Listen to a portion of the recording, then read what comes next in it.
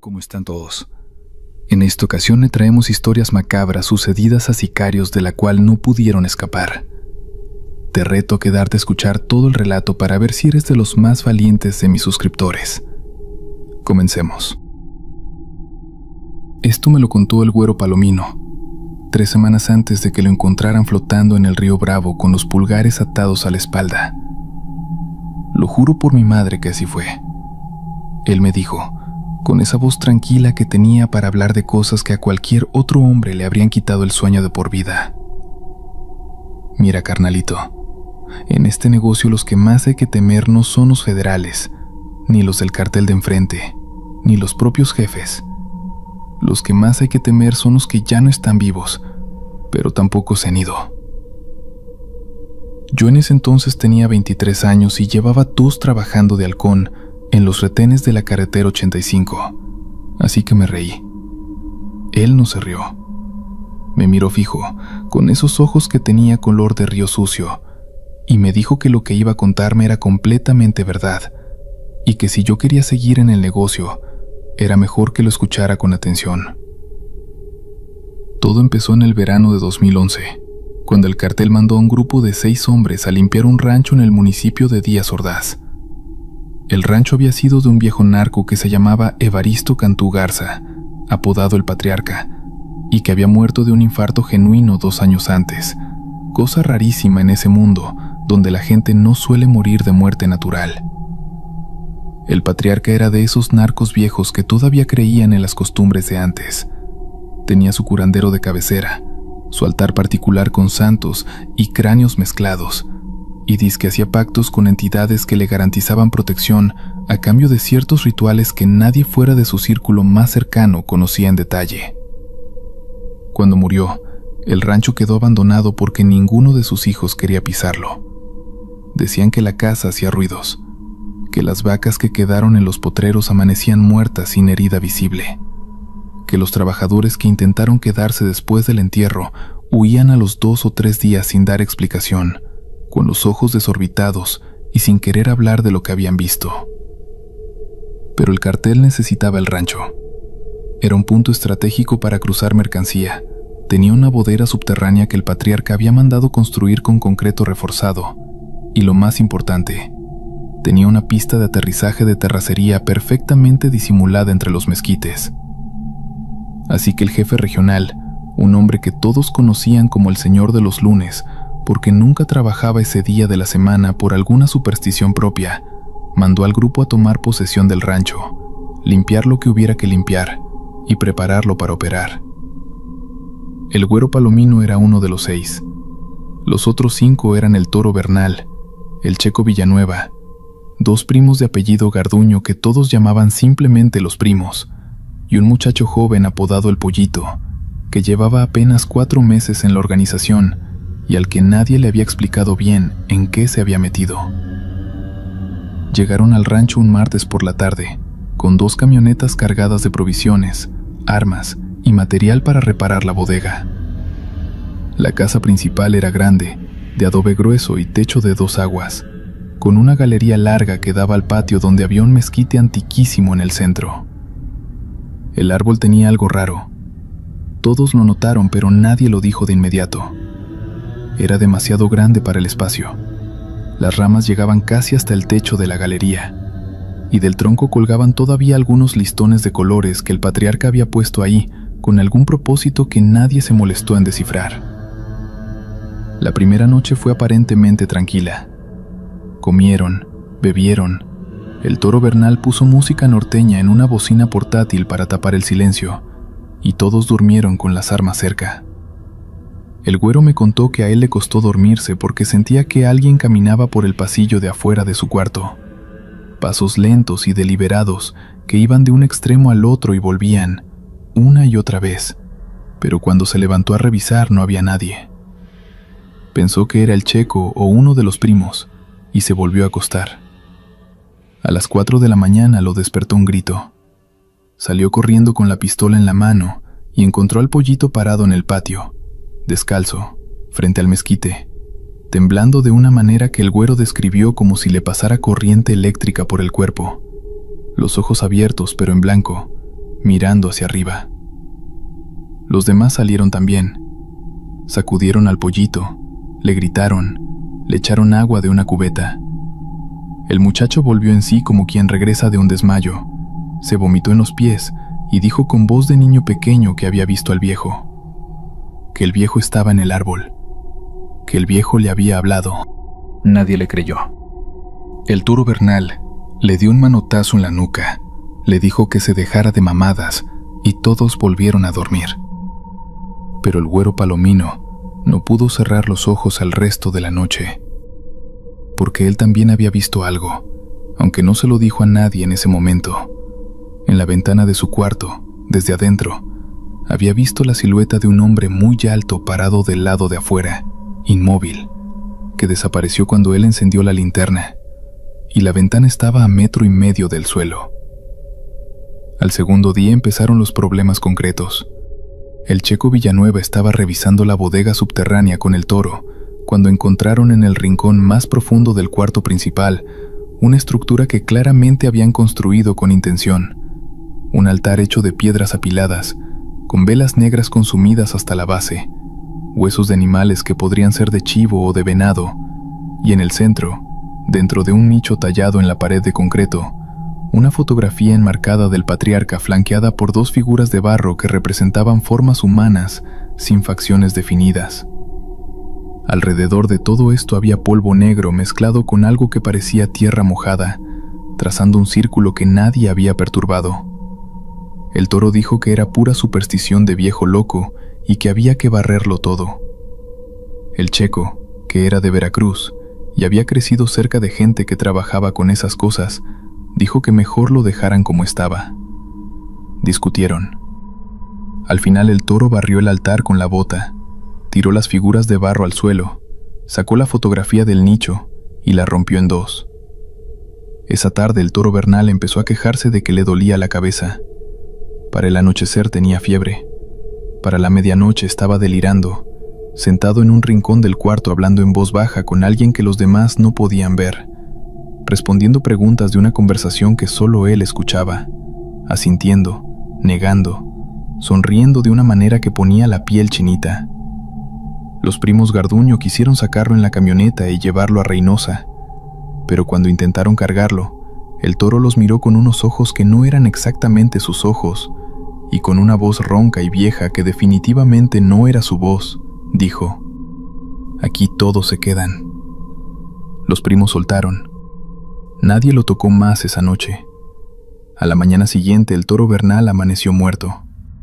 Sentado en el mismo rincón, con la espalda contra la pared, los ojos abiertos y la boca también abierta en una expresión que no era de miedo sino de asombro, como si la última cosa que había visto fuera algo que jamás esperó encontrar. Quisieron llamar al jefe. Las señales del celular en ese rancho eran mínimas, pero algo se podía captar cerca del portón de entrada. El güero fue a hacer la llamada. Se alejó de la casa como 50 metros, y cuando estaba marcando escuchó que alguien detrás de él decía su nombre. Su nombre verdadero, no el apodo. Solo su madre lo llamaba así, y su madre llevaba 6 años enterrada en el panteón de Matamoros. Se dio vuelta. No había nadie. Solo la madrugada y el sonido de los grillos y los mezquites moviéndose con un viento que él jura que no existía, porque el aire estaba completamente quieto. Terminó de marcar. Nadie contestó. Intentó 4 veces. Nada. Volvió a la casa y les dijo a los demás que no había podido comunicarse.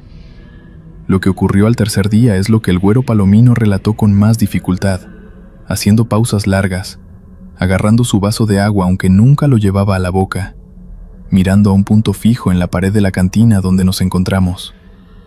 Ese día los 4 que quedaban, el güero, el Checo, los 2 primos, decidieron revisar juntos cada cuarto de la casa para entender qué estaba pasando. La casa tenía 7 habitaciones, una cocina, un baño y un cuarto que había servido de despacho al patriarca. Este último estaba cerrado con llave y nadie había podido abrirlo. Forzaron la cerradura. Adentro olía a tabaco de pipa viejo y a algo más, algo que el güero describió como el olor de una iglesia pero corrompido. como si el incienso sagrado hubiera sido reemplazado por algo que solo imitaba su forma, sin tener su sustancia. Las paredes del despacho estaban cubiertas de fotografías, cientos de fotografías, hombres y mujeres de todas las edades, tomadas en contextos distintos, muchas claramente sin que el fotografiado supiera que lo estaban captando. Abajo de cada fotografía había un nombre escrito con plumón negro, y debajo del nombre, una fecha. Los 4 hombres revisaron las fotografías en silencio.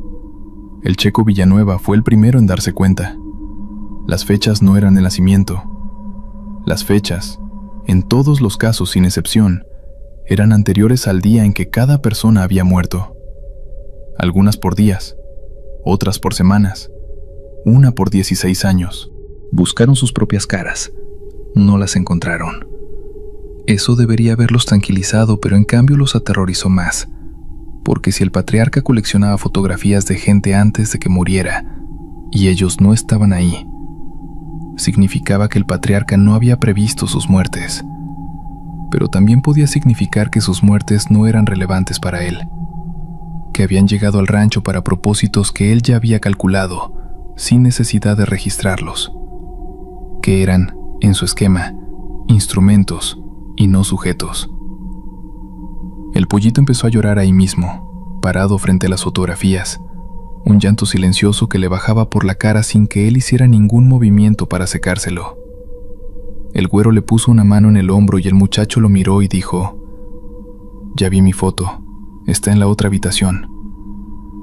Revisaron todas las habitaciones de nuevo. En el cuarto donde había dormido el pollito encontraron, clavada con un alfiler oxidado detrás de la puerta, una fotografía de él.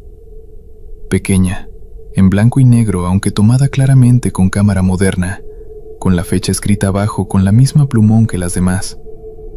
La fecha era 3 días después. El pollito la miró durante un tiempo que a todos se les hizo eterno, y luego dijo con una calma que resultaba más aterradora que cualquier grito: «Me voy».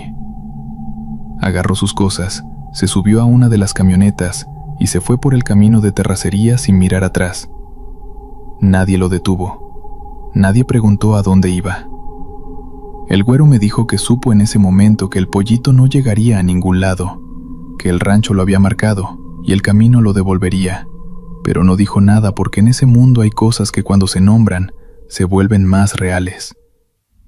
Lo encontraron 2 días después. La camioneta estaba parada a 15 kilómetros del rancho, en perfectas condiciones, con las llaves puestas y el motor apagado. El pollito estaba en el asiento del conductor, muerto, sin una herida visible, con la misma expresión de asombro que el toro Bernal había tenido en el cuarto de la casa. Y en el pecho, no tatuada sino impresa en la piel como una quemadura de precisión imposible, tenía la fecha que estaba escrita en la fotografía. Los 3 que quedaban salieron del rancho esa misma noche. El güero, el Checo y los primos Garduño manejaron hasta Reynosa sin parar, sin hablar, sin música. Cuando llegaron reportaron al jefe que el toro había muerto de un infarto y el pollito de un accidente de tránsito, y que el rancho tenía problemas estructurales en la bodega que impedían usarlo. El jefe les creyó, o fingió creerles, que en ese trabajo las 2 cosas son frecuentemente lo mismo. El rancho nunca se volvió a usar.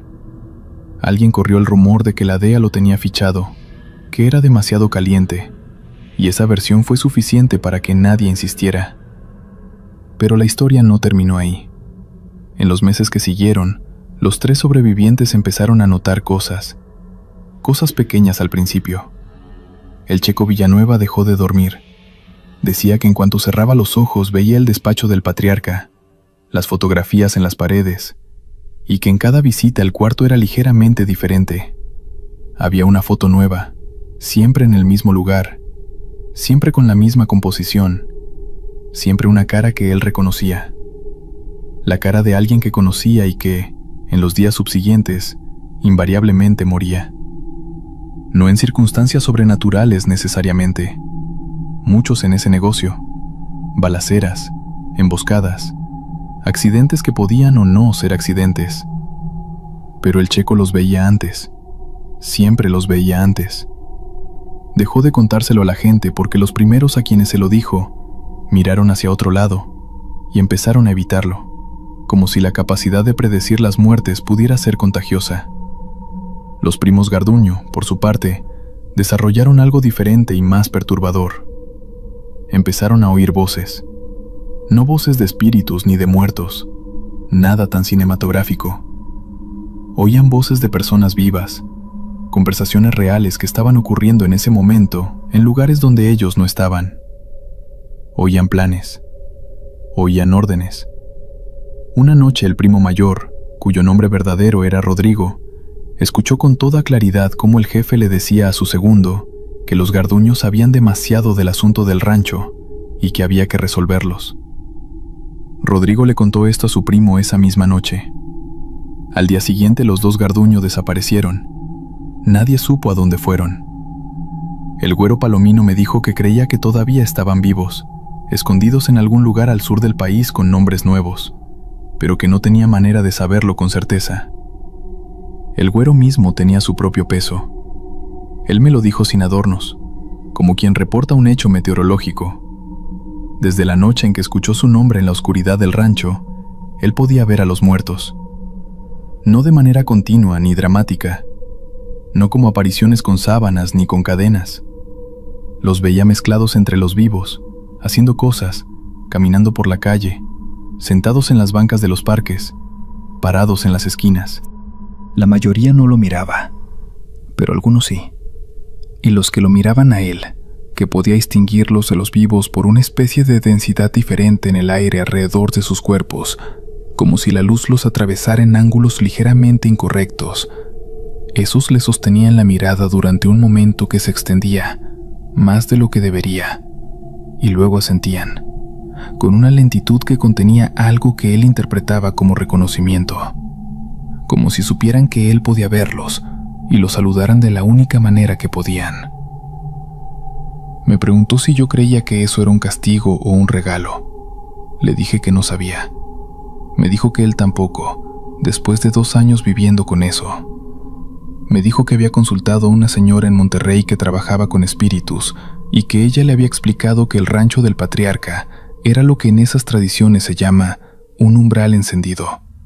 Un lugar donde alguien con el conocimiento correcto había adelgazado la membrana entre los vivos y los muertos con propósito deliberado, posiblemente durante décadas, y que cualquiera que pasara tiempo suficiente en ese espacio sin la preparación adecuada quedaba marcado.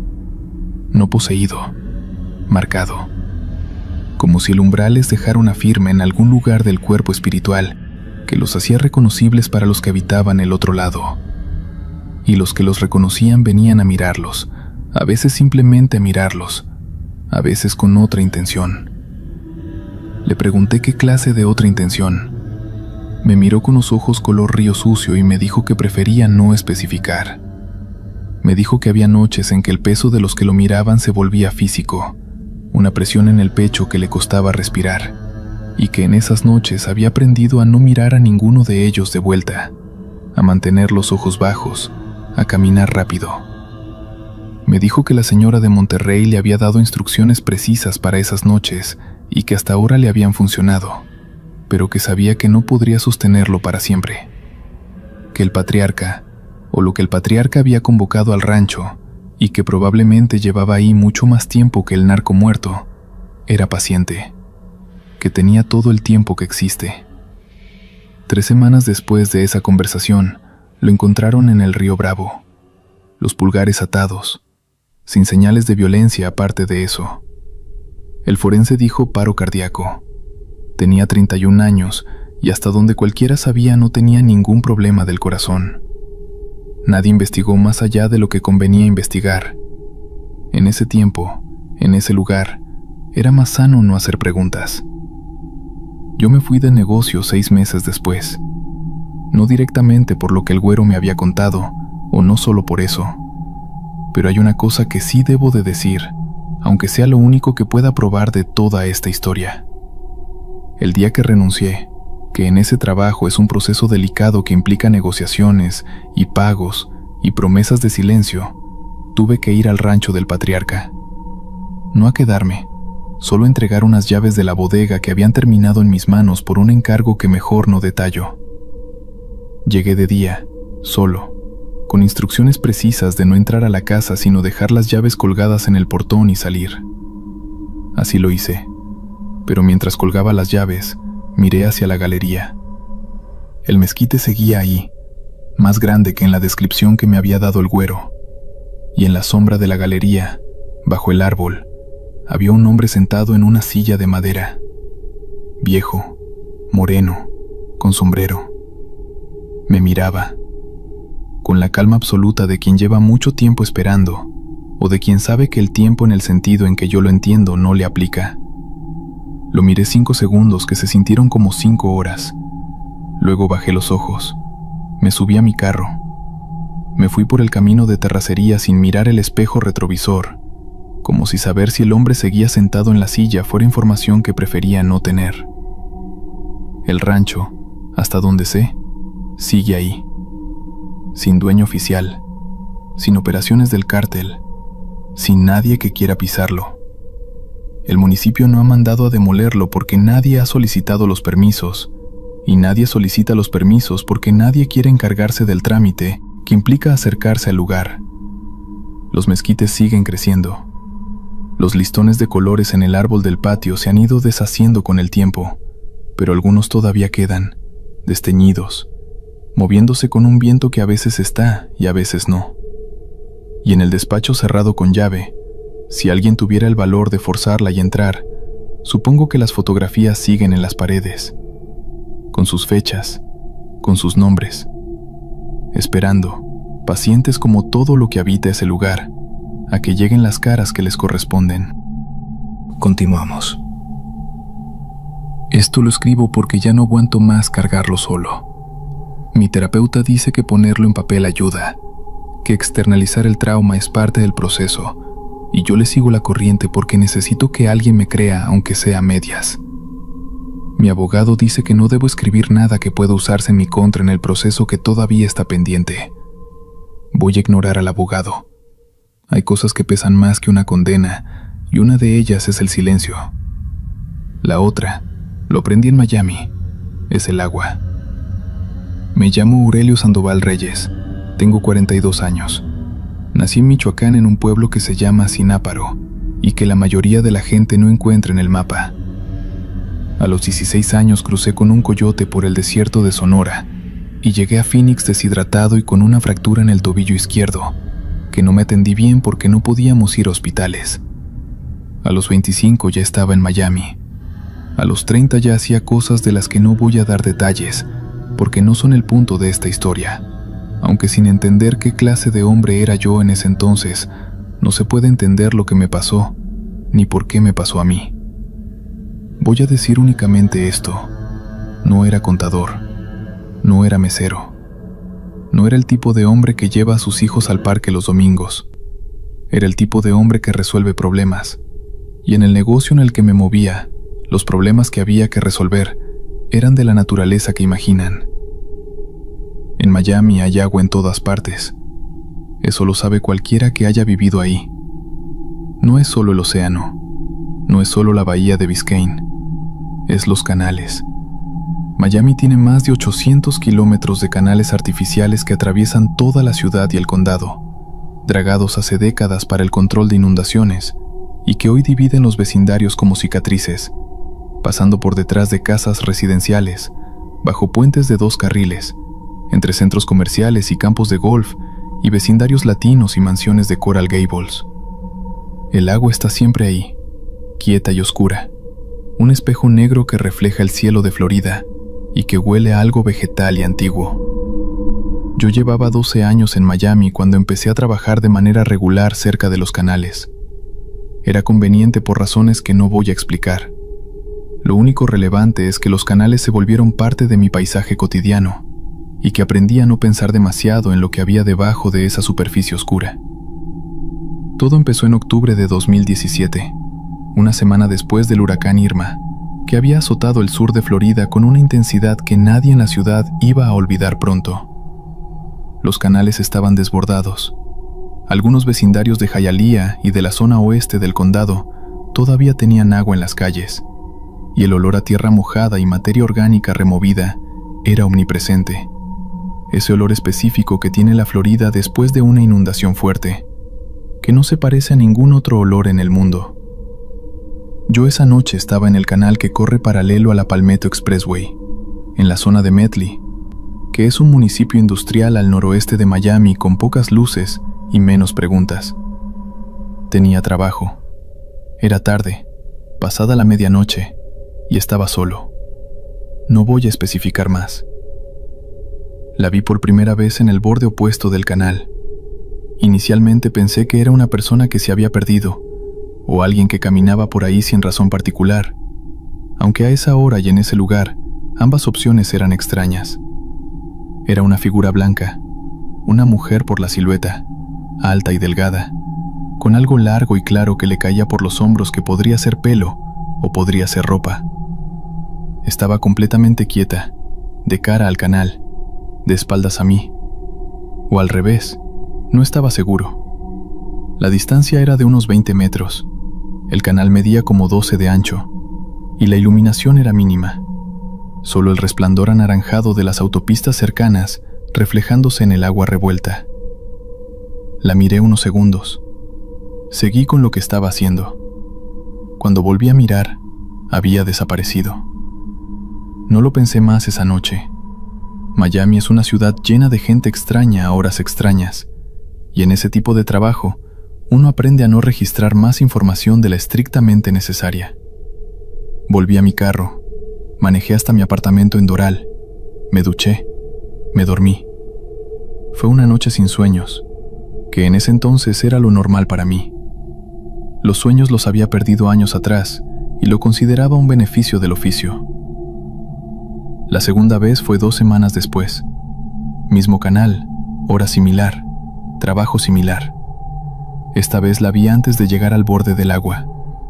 Estaba a unos 100 metros de distancia sobre la orilla, de espaldas a mí, y caminaba lentamente alejándose. La noche estaba clara, había luna, y pude ver mejor que la primera vez. Era efectivamente una mujer, con un vestido o bata que era blanco o muy claro, y el pelo negro y largo que le llegaba a la cintura, mojado o simplemente muy pesado porque caía pegado al cuerpo. Caminaba con una lentitud que no era la lentitud normal de alguien paseando.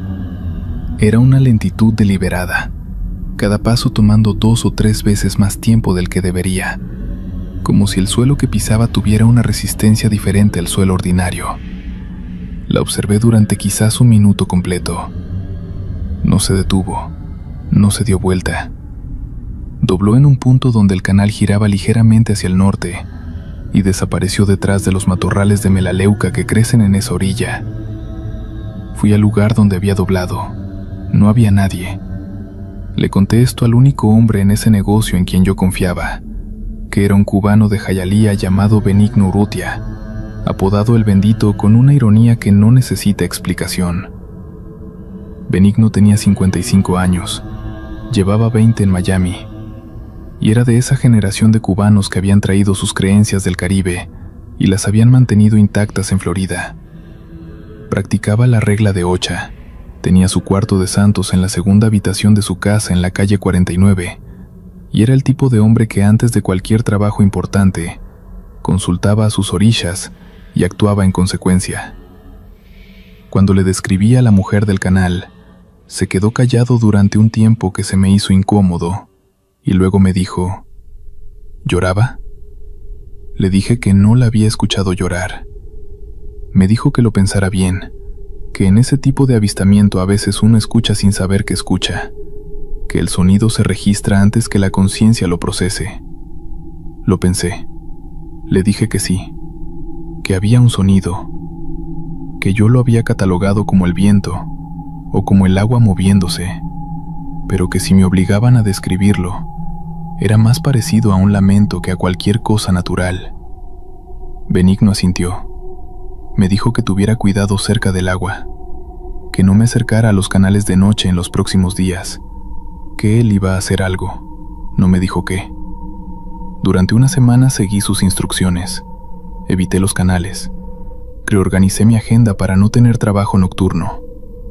El bendito me llamó 4 días después y me dijo que había hecho lo que había que hacer y que estaba más tranquilo respecto a mi situación, pero que había algo que no cuadraba, algo que sus santos le decían que era más complicado que una simple presencia buscando contacto. Me dijo que la entidad que yo había visto no era una entidad local, no era algo que perteneciera a Miami ni a Florida. Era algo que alguien había traído. Y que ese alguien, me dijo escogiendo las palabras con cuidado, era alguien del mismo mundo en el que nosotros nos movíamos. Esto me pareció imposible.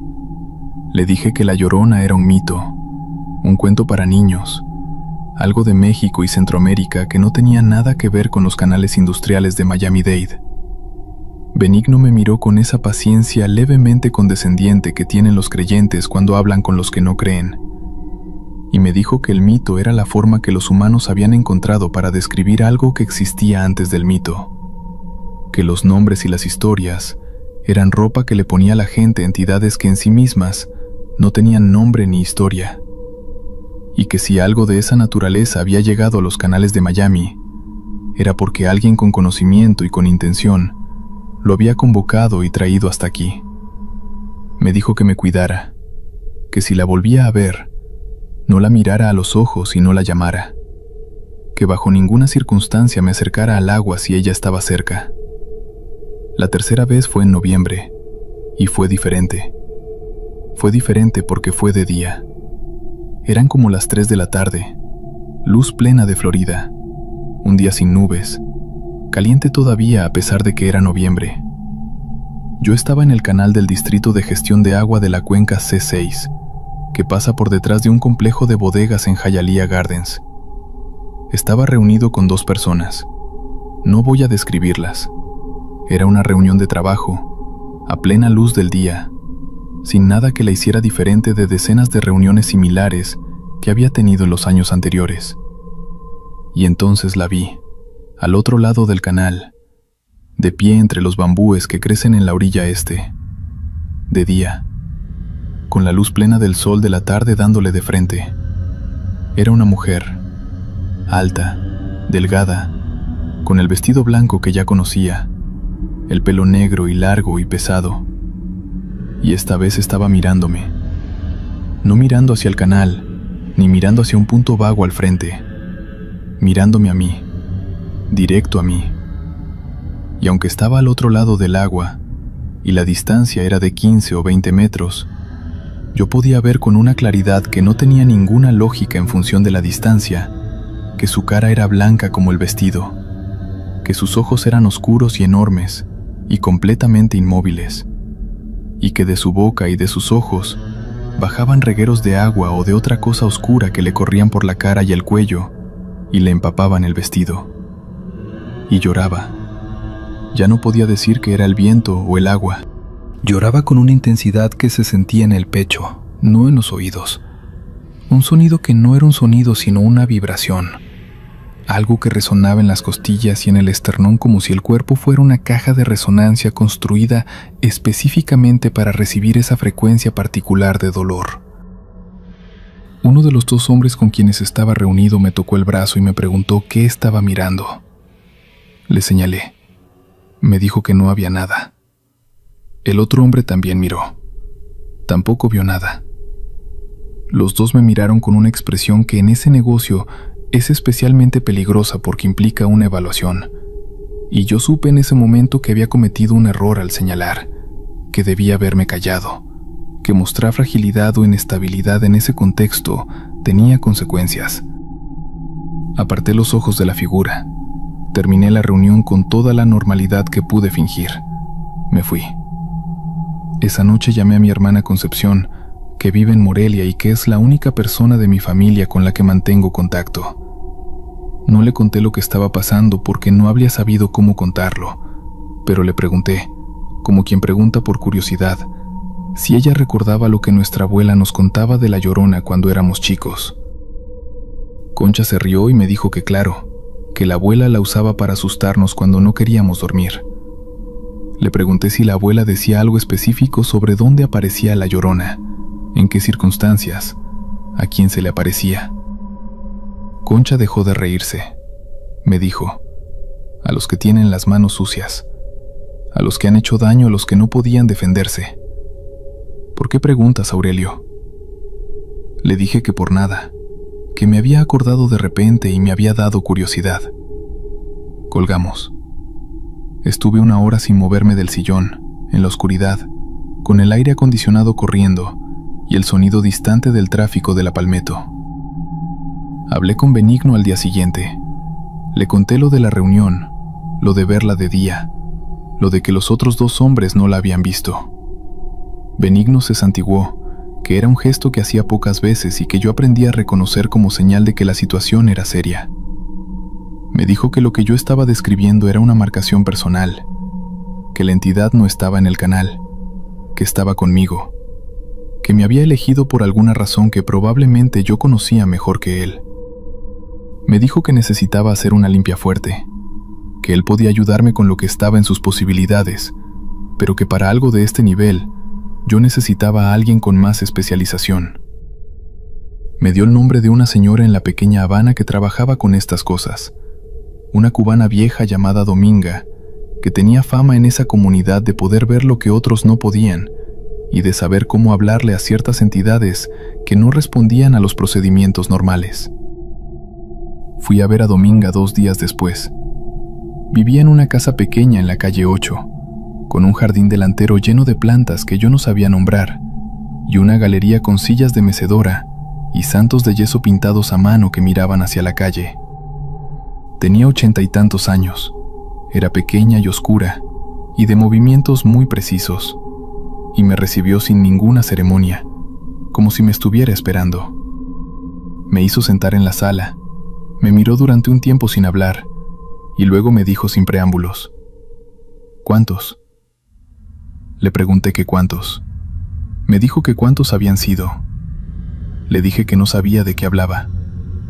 Me miró con unos ojos que parecían más viejos que su cuerpo, y me dijo que ella no era juez, y que no iba a reportar nada a nadie, y que para ayudarme necesitaba la verdad. Le di un número. No voy a escribir el número aquí. Dominga asintió como si hubiera confirmado algo que ya sabía. Me dijo: ¿alguno era niño? Le dije que no. Me dijo: ¿alguna era mujer? Guardé silencio un momento demasiado largo. Me dijo que ya tenía su respuesta. Lo que Dominga me explicó esa tarde en su sala de la calle 8, con el ruido de la pequeña Habana afuera y el olor a tabaco y a flores de su altar adentro, fue esto. La Llorona no era una sola entidad, era una categoría. Era lo que ocurría cuando el dolor de ciertas muertes alcanzaba una densidad suficiente para generar presencia, para cobrar forma, para adquirir voluntad propia. Y esa presencia buscaba a los responsables, no por venganza en el sentido humano de la palabra, sino por algo más parecido a la gravedad, por atracción, porque el dolor y su causa tenían una relación física que ella podía percibir aunque los humanos normalmente no. Me dijo que lo que yo había visto no era exactamente el espíritu de ninguna persona específica, era algo que se había formado, que había tomado esa forma femenina y llorosa porque era la forma que ese tipo de dolor adopta en la tradición en la que yo había sido criado, la forma en que mi inconsciente y el inconsciente colectivo de mi cultura la podían procesar. Pero la sustancia que había detrás de la forma era real e independiente de la forma. Me dijo que podía ayudarme a interrumpir la conexión, que no era una cura permanente, que la conexión existía por razones que no se podían deshacer, pero que se podía establecer una distancia, una especie de escudo que haría que la presencia dejara de poder encontrarme con tanta facilidad. Me dijo el precio. Era considerable. Le pagué. Volví 3 veces más a su casa en las semanas siguientes para sesiones que no voy a describir en detalle porque no tengo el vocabulario adecuado y porque el relato se volvería incrédulo. Lo que voy a decir es que durante esas sesiones ocurrieron cosas que yo no tenía manera de explicar con ninguna categoría que hubiera manejado hasta entonces. Escuché cosas. Vi cosas que Dominga me dijo que no describiera en voz alta porque nombrarlas les daba más forma. Sentí en el pecho la misma vibración que había sentido en el canal, esa frecuencia de dolor que no era sonido sino algo más fundamental. Y esta vez era de cerca, tan cerca que en un momento durante la segunda sesión sentí que algo frío me tocaba la cara, con una precisión que excluía cualquier explicación ambiental, y Dominga me dijo con voz firme y baja que no me moviera, que lo dejara pasar, que lo que estaba ocurriendo era un reconocimiento, y que el reconocimiento era necesario para lo que vendría después. Después de la tercera sesión, Dominga me dijo que había hecho lo que podía, que yo no vería a la figura en los canales con la misma frecuencia, que el escudo que había establecido no era permanente, que dependía de que yo no volviera a hacer ciertas cosas, y que si las volvía a hacer, el escudo se rompería más rápido de lo que ella podría repararlo. Me miró y me dijo algo que llevo grabado desde entonces.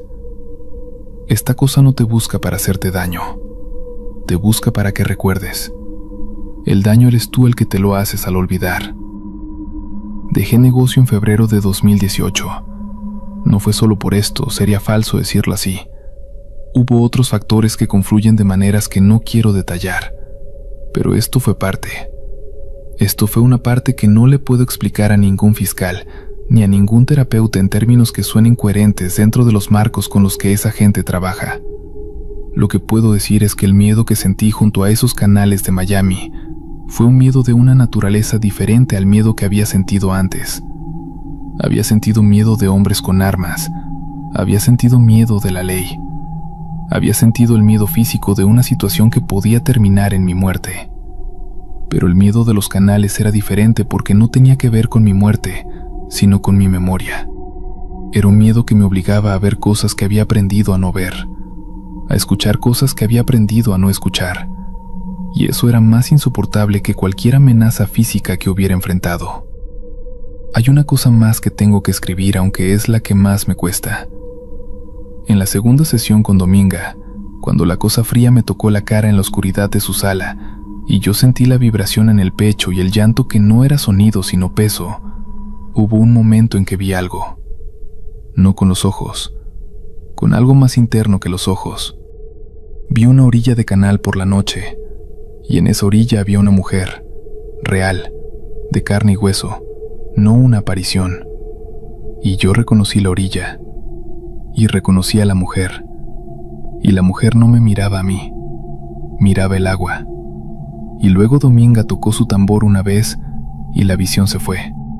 No sé qué hacer con eso.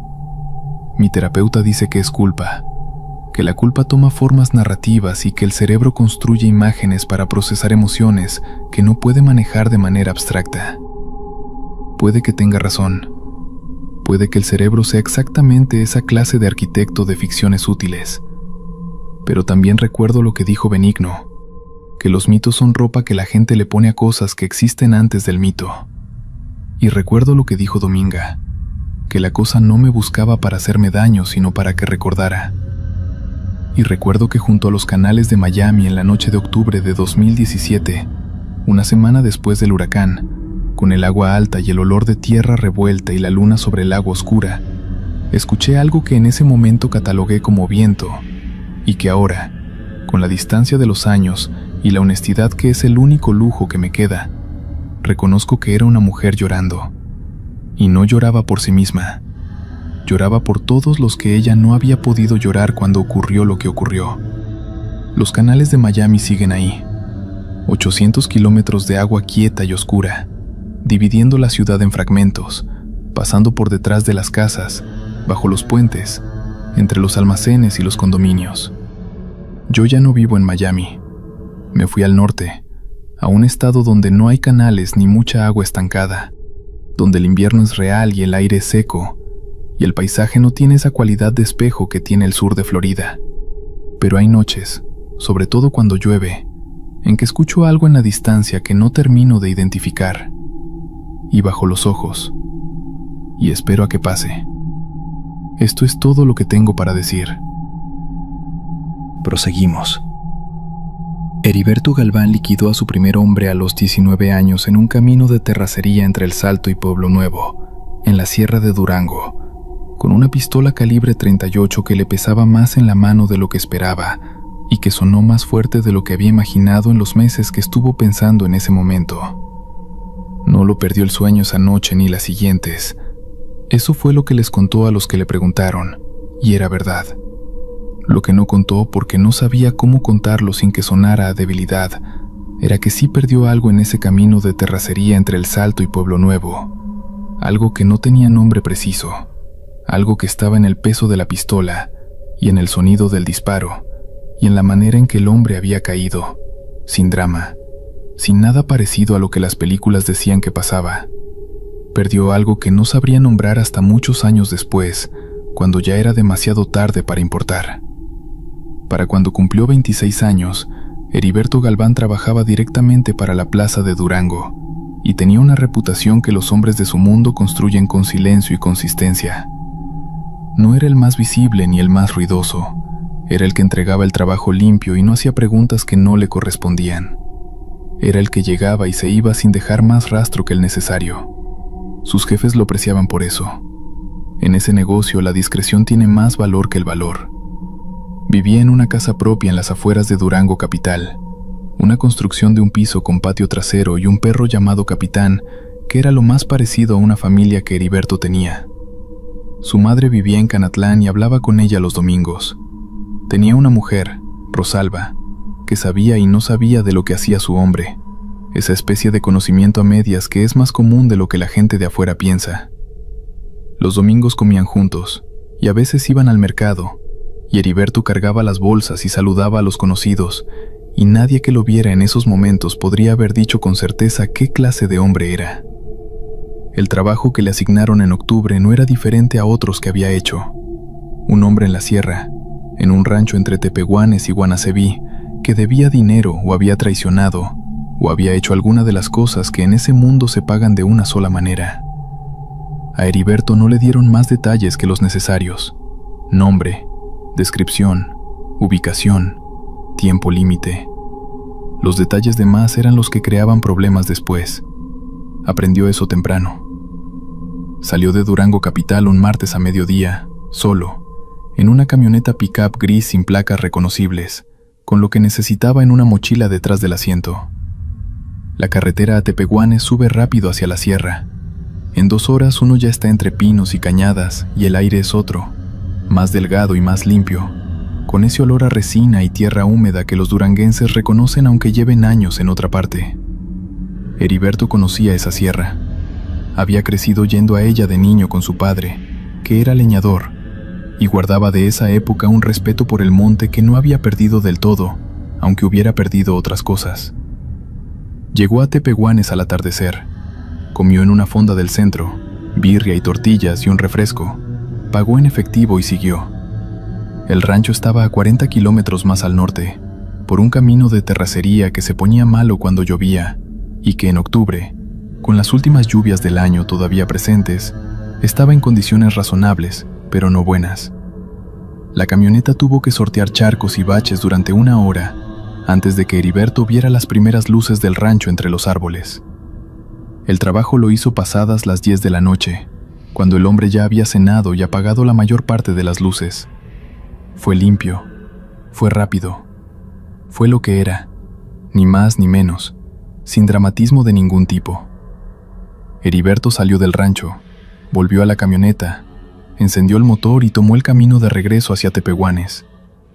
Llevaba 20 minutos manejando por el camino de terracería, entre el monte cerrado de ambos lados y la oscuridad que los faros de la camioneta apenas rasgaban, cuando el perro apareció. Era grande. Ese fue el primer pensamiento de Heriberto, que era un perro muy grande. Estaba parado en el centro del camino, iluminado de frente por los faros, y en el primer segundo Heriberto pensó que era un pastor alemán, o quizás un animal de trabajo de algún rancho cercano, de esos que patrullan la propiedad de noche y se meten al camino sin advertencia. Redujo la velocidad. El animal no se movió. Conforme la camioneta se acercaba, Heriberto fue ajustando lo que veía.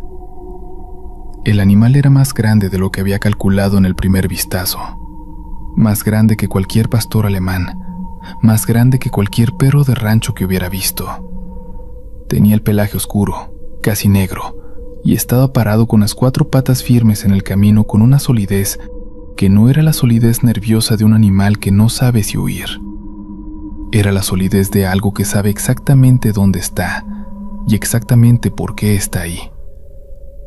Heriberto se detuvo a 10 metros. El animal lo miraba.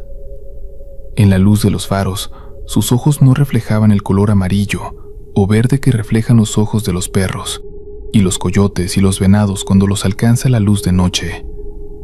Sus ojos reflejaban algo rojizo, casi anaranjado, que Heriberto atribuyó en ese momento a alguna particularidad de los faros de la camioneta o del ángulo en que estaba el animal. Tocó el claxon. Un golpe corto, luego otro. El animal no se movió, ni siquiera parpadeó. Heriberto metió reversa y dio un pequeño avance hacia adelante, el movimiento brusco que espanta a los animales que bloquean los caminos. El animal siguió sin moverse. Lo miraba con esos ojos de color equivocado, con una tensión que Heriberto no podía describir como la tensión de un animal, porque no era eso. Era otra cosa. Era la tensión de algo que ha estado esperando. Heriberto apagó los faros. Lo hizo por instinto, no por razón. Algo en su interior dijo: apaga las luces antes de que su cerebro pudiera evaluar si eso tenía sentido o no. Y en la oscuridad que siguió, en los 3 segundos que tardó en que sus ojos se adaptaran lo suficiente para ver algo, escuchó un sonido que no era el motor de la camioneta, ni el viento en los pinos, ni ningún sonido de animal que conociera. Era algo entre gruñido y voz humana. No palabras, no exactamente, pero tampoco el gruñido de ningún animal que hubiera escuchado. Era un sonido que estaba en el espacio intermedio entre esas dos cosas, en el lugar donde los sonidos no deberían existir porque no pertenecen a ninguna categoría que el mundo ordinario reconozca. Encendió los faros. El camino estaba vacío. Heriberto estuvo quieto durante 30 segundos que le parecieron mucho más, mirando el camino vacío, escuchando. El monte de ambos lados estaba en silencio, esa clase de silencio que en la sierra de noche puede significar quietud, o puede significar que todo lo que vive ahí ha decidido al mismo tiempo no hacer ningún sonido, que es algo completamente diferente. Metió primera y avanzó despacio. Lo vio de nuevo a los 5 kilómetros. Esta vez no estaba en el camino. Estaba en el filo del monte, en el límite donde los árboles terminan y el camino empieza, moviéndose paralelo a la camioneta. Heriberto lo vio en el espejo lateral, una forma oscura y grande que se movía entre los árboles a la misma velocidad que la camioneta, manteniéndose a unos 10 metros del camino, visible cada vez que los faros iluminaban un claro entre los pinos. Se movía de una manera que no era la manera en que se mueven los perros. Era demasiado fluido, demasiado silencioso, sin el rebote y el traqueteo de las 4 patas sobre terreno irregular. Se movía como si el monte no tuviera obstáculos para él, como si las raíces y las piedras y la maleza que hacen difícil caminar en la sierra de noche no estuvieran ahí, o como si él no fuera suficientemente sólido como para que le importaran. Heriberto aceleró. La forma en el monte aceleró también. Subió a 80 kilómetros por hora en un camino de terracería que no debería manejarse a más de 40. La camioneta brincaba y crujía, y los faros iluminaban el camino con sacudidas violentas que hacían que las sombras saltaran.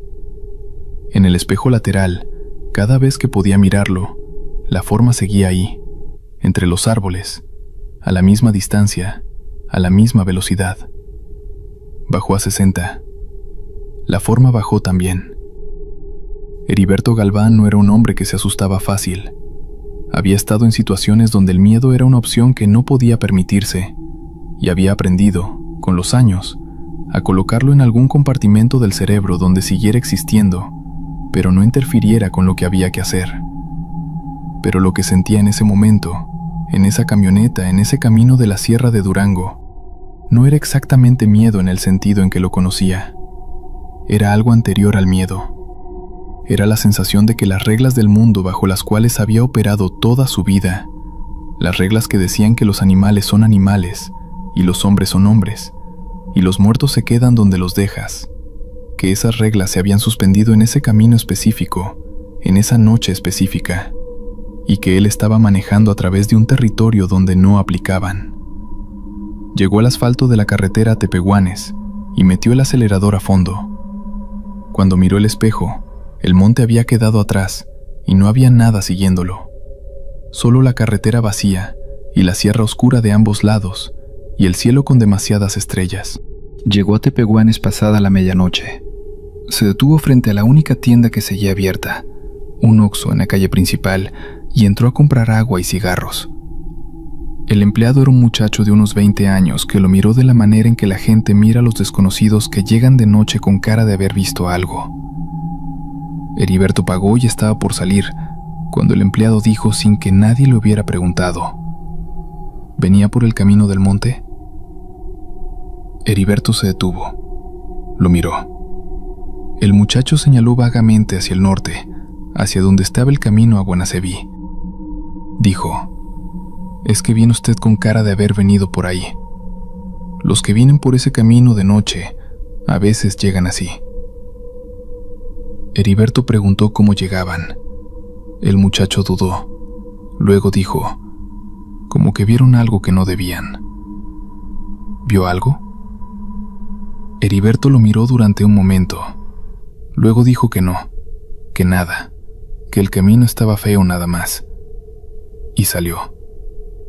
Pero se quedó en la camioneta frente al Oxxo durante 10 minutos, fumando, pensando. Luego volvió a entrar. El muchacho lo miró sin sorpresa, como si hubiera sabido que iba a regresar. Heriberto le preguntó qué sabía del camino. El muchacho tardó en hablar, como alguien que evalúa cuánto puede decir a un desconocido a la medianoche. Luego dijo que en ese tramo de monte entre Tepehuanes y Guanaceví había historias, que la gente del pueblo que llevaba muchas generaciones ahí sabía que ese monte tenía algo que otros montes no tenían, que había un hombre, hacía muchos años, antes de que los bisabuelos de los bisabuelos de los bisabuelos del muchacho hubieran nacido, que había hecho un trato con el monte, que ese hombre podía convertirse, que sus descendientes también podían, aunque no todos querían y no todos sabían cómo.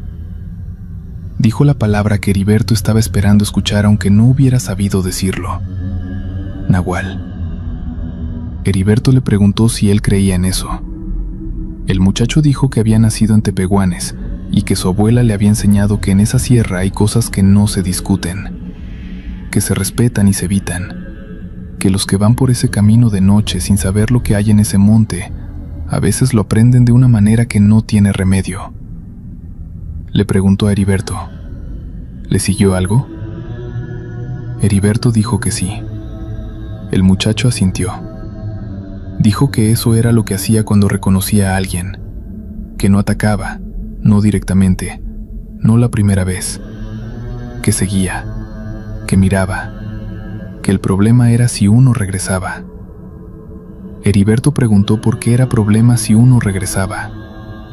El muchacho lo miró con expresión de alguien que está a punto de decir algo que preferiría no decir. Luego dijo: porque si regresa es porque ya lo reconoció usted. Y si ya lo reconoció, ya sabe quién es usted. Y la segunda vez no solo sigue. Heriberto no preguntó más. Salió del Oxxo, subió a la camioneta y manejó hasta Durango sin detenerse. Llegó a su casa a las 4 de la mañana. Capitán lo recibió en el patio con el ladrido de siempre, y Heriberto se agachó y le rascó las orejas al perro durante un rato más largo que de costumbre, sintiendo el calor del animal y su peso concreto y real contra las manos. Entró a la casa. Rosalba dormía. Se sentó en la cocina y estuvo ahí hasta que amaneció, sin prender la luz, sin hacer nada en particular. No le contó a nadie lo que había visto. No era el tipo de historia que se cuenta en ese mundo sin consecuencias. Los hombres que ven cosas en el monte y las cuentan son hombres que se vuelven débiles en la percepción de los demás, y la debilidad en ese mundo tiene un costo que Heriberto no podía pagar. Pasaron 3 semanas. La segunda asignación que le llegó en noviembre era en la misma zona. No el mismo camino exactamente, pero la misma sierra, el mismo tramo entre Tepehuanes y Guanaceví, el mismo monte cerrado. Heriberto lo supo en el momento en que le dieron los detalles y sintió algo que no era exactamente miedo, pero que se le parecía más de lo que le hubiera gustado. Tenía dos opciones. Podía decir que no, que tenía un conflicto, que mandaran a otro. En ese mundo, la gente que dice que no a los trabajos empieza a parecer poco confiable, y la desconfianza tiene su propio costo. O podía ir. Fue. Salió un jueves al mediodía, igual que la vez anterior. Comió en la misma fonda de tepehuanes, birria y tortillas, aunque esta vez el refresco no le supo a nada. Tomó el camino de terracería hacia el norte cuando el sol ya estaba bajando detrás de los cerros y el monte se estaba poniendo de ese color oscuro previo a la noche, que en la sierra de Durango parece llegar más rápido que en ningún otro lugar. Hizo el trabajo. No había nada diferente en el trabajo en sí. Salió del punto a las 10:30 de la noche y tomó el camino de regreso. Esta vez lo vio a los 2 kilómetros de haber salido. No estaba en el camino. Estaba en un claro entre los pinos, a unos 20 metros a la derecha del camino, iluminado oblicuamente por los faros de la camioneta, y esta vez Heriberto pudo verlo mejor que la primera vez, porque el claro era más abierto y la luz llegaba con más fuerza. Era un perro en la forma, pero no en la sustancia. Eso fue lo que pensó Heriberto mirándolo desde la camioneta detenida, que tenía la forma de un perro de la misma manera en que una sombra tiene la forma de quien la proyecta, sin ser exactamente esa cosa. El tamaño estaba mal, el pelaje estaba mal, demasiado oscuro, sin la textura que tiene el pelo de los animales cuando la luz lo toca. Y la postura estaba mal, esa postura de las 4 patas firmes y la cabeza alta, y los ojos mirando directamente hacia Heriberto con una inteligencia que los ojos de los perros no tienen aunque sean listos. Los ojos eran lo peor, rojizos como la primera vez, pero ahora que los veía con más claridad, con más tiempo, Heriberto pudo notar que no era exactamente rojo lo que brillaba ahí. Era algo que no tenía color preciso en el vocabulario que Heriberto manejaba. Era el color de algo que no debería emitir luz y que de todas maneras la emitía. Y el animal le hablaba, no con palabras, con el cuerpo, con pequeños movimientos de la cabeza que no eran los movimientos de ningún animal que Heriberto hubiera visto, y que en cambio se parecían a algo. Se parecían a la manera en que un hombre mueve la cabeza cuando reconoce a otro. El movimiento específico y brevísimo que dice, ya sé quién eres, ya te vi, ya sé lo que haces. Heriberto sacó la pistola. Lo hizo sin pensarlo, el movimiento automático de 16 años de haber cargado una. La tuvo en la mano durante 3 segundos mirando al animal en el claro. Luego la bajó, porque algo le dijo que no. No un pensamiento articulado, no una razón que pudiera explicar. Simplemente la certeza de que disparar era lo peor que podía hacer en ese momento. Que lo peor que podía hacer era demostrar que tenía miedo o que sentía amenaza, porque eso era exactamente lo que fuera que estaba en ese claro estaba esperando ver. Guardó la pistola. El animal giró la cabeza muy despacio hacia el monte, como señalando algo, como indicando una dirección. Luego volvió a mirar a Heriberto. Heriberto no miró hacia donde el animal había girado la cabeza. Mantuvo los ojos en el animal, metió una marcha y siguió por el camino a velocidad normal, sin acelerar, sin hacer ningún movimiento brusco, como alguien que simplemente sigue su camino porque tiene a dónde ir y sabe cómo llegar. En el espejo lateral, mientras se alejaba, vio que el animal no lo seguía esta vez. Se quedó en el claro, de pie, mirando alejarse la camioneta, hasta que los árboles lo cubrieron y desapareció. Heriberto llegó a Tepehuanes y no se detuvo en el Oxxo. No quería más información. Había suficiente información. Lo que necesitaba era distancia.